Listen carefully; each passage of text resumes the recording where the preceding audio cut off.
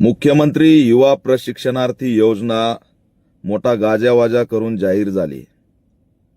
युवकांना रोजगार देतोय म्हणून माजी मुख्यमंत्री एकनाथ शिंदे यांनी ही योजना जाहीर केली आणि त्यानंतर या मुख्यमंत्र्याच्या कार्यकाळात ही योजना बंद झाली अशी स्थिती आहे।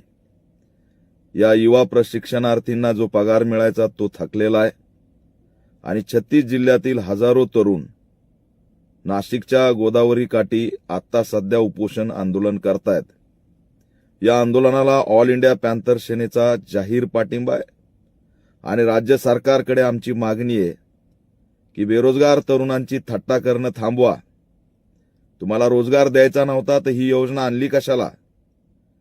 या सगळ्या प्रशिक्षणार्थींचं पुढे करणार काय? यांना नेमकं प्रशिक्षण दिलंय कशासाठी?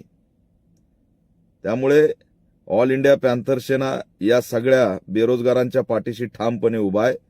बेरोजगारांची थट्टा आम्ही खपून घेणार नाही।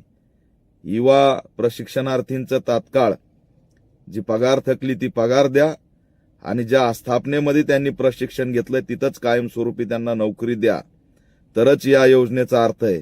आज हेही कुणा सांगायला तयार नाही की नेमकी ही योजना चालू आहे की बंद आहे, नेमकी या योजनेची सध्याची स्थिती काय आहे।